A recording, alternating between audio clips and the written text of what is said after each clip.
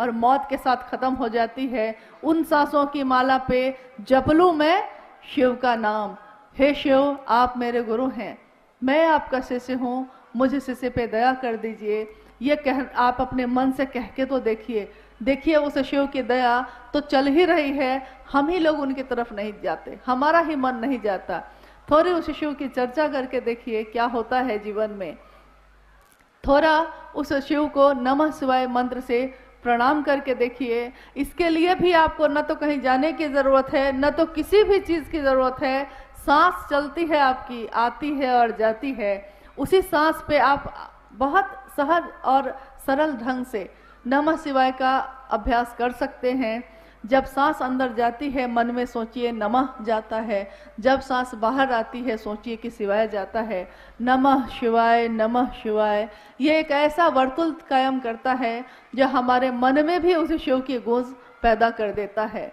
हम नहीं जानते कि उस शिव का तत्व क्या है, हम नहीं जानते वो शिव कैसे दिखते हैं, सचमुच में उनका आकार कैसा है, लेकिन हम लोगों ने तस्वीरों में भी देखा है कि जो शिव के शरण में रहता है, जो शिव के मन के पास अपना मन ले जाने की कोशिश करता है, उसके मन की तमाम संकीर्णताएं खत्म हो जाती हैं, स्वतः ही खत्म हो जाती हैं। साहब की लिखी हुई एक किताब है शिष्यानुभूति, छोटी सी किताब है। क्या आप लोगों के पास किसी के पास है वो किताब? आप लोगों में से किसी के पास शिष्यानुभूति है? कभी पढ़ा है आपने?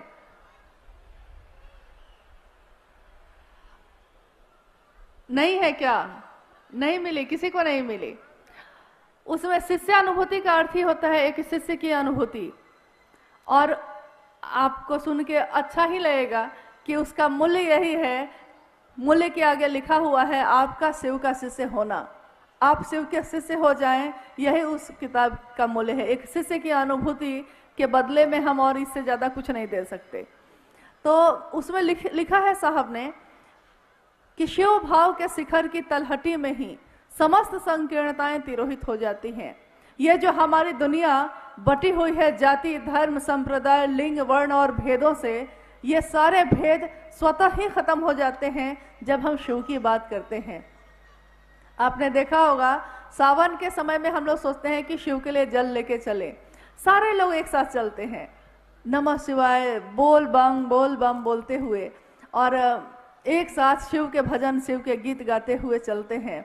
हम भूल जाते हैं कि हम किस जाति के हैं, हम भूल जाते हैं कि हम किस संप्रदाय, कहाँ के हैं, कैसे हैं, क्या रंग रूप है हमारा, अमीर है या गरीब है। थोड़े दिनों की यात्रा में अगर शिव की गूंज होती है, शिव का नाम लेते हैं, तो हमारे मन की ये सारी संकीर्णताएं खत्म हो जाती हैं। सोचिए अगर पूरे जीवन में ये गूंज हो जाए, पूरे जीवन के पल प्रतिपल और हर सांसों में उस शिव को नमन हो जाए, तो क्या नहीं हो सकता। एक शिव के शिष्य के लिए कुछ भी असंभव नहीं है। मानव ही ऐसा है जो जीव से शिव हो सकता है, जिसमें एक संभावना है। ठीक वैसे ही जैसे एक बीए में एक संभावना होती है पेड़ बन जाने की, संभावना है वो, लेकिन अगर आप उसको रोपिएगा नहीं, उसको धरती में गाड़िएगा नहीं, उसकी सेवा नहीं करिएगा, तो उसमें से, उस बीए में से, उस बीज में से पौधा नहीं निकल सकता, फूल पल्लवित और पुष्पित नहीं हो सकता। शिव का प्रेम भी हम में आप में जन्मजात ही पैदा होने के साथ ही है, लेकिन हम लोग उस शिव के प्रेम को भूल गए हैं। आइए इस शिव गुरु महोत्सव के माध्यम से, शिव की बात के माध्यम से हम अपने मन में बड़े उस बीए को थोड़ा सिंचित करें, थोड़ा सींचे, अपने मन के भाव से, अपने विचारों से, अपनी बोली से, अपने प्रणाम से, ताकि हमारे मन में भी शिव की शिष्यता पल्लवित हो, पुष्पित हो और हमारा आपका जीवन भी शिवमय हो।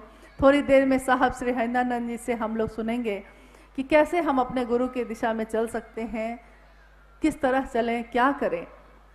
इसके लिए थोड़ी देर में वो तुरंत उपस्थित होंगे और हमारा अनुरोध होगा उनसे कि हम सभी शिव शिष्यों को ऐसी ऊर्जा दें ताकि आने वाले समय में हम अपने शिव के लिए कुछ भी काम आ सकें। हमने अपने जीवन में सबके लिए किया, थोड़ा शिव के लिए भी करें। आइए चलते हैं और आप सभी के चरणों में मेरा प्रणाम है, इसी अनुरोध के साथ कि आज मिले तो हैं, लेकिन इस मिलन को भूलिएगा नहीं, इस बात को भूलिएगा नहीं। हम न रहेंगे, आप न रहेंगे, लेकिन हमारी संतान, हमारे परिवार, हमारे इस दुनिया में शिव का नाम चलता रहे, बस यही हमारा सबसे बड़ा कार्य, सबसे बड़ी सहभागिता शिव के गुरु कार्य में होगी। आप सभी के चरणों में मेरा प्रणाम। ज्ञान होना शिव के प्रति डर दिखलाता है, ऐसा बिल्कुल नहीं। ज्ञान मस्तिष्क से पैदा होता है, समझ दिमाग से पैदा होती है, और भाव दिल से पैदा होते हैं, हृदय का पक्ष भाव। तो आपके भाव को वे ही पकड़ेंगे जो भाव से युक्त हैं, भाव से जुड़े हुए हैं। जिनके पास भाव है वो पकड़ लेंगे, लेकिन जिनके पास दिमाग है, जो बोली को पकड़ते हैं, शब्दों को पकड़ते हैं, भाषणबाजी को पकड़ते हैं, वो कहां से पकड़ेंगे? इसलिए दोष आपका नहीं है, दोष बोलने वालों का है। उनके पास भाव की कमी है।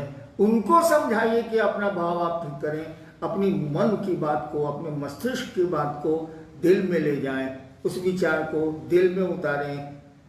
विचार को दिल में उतारेंगे तभी भाव बनेगा।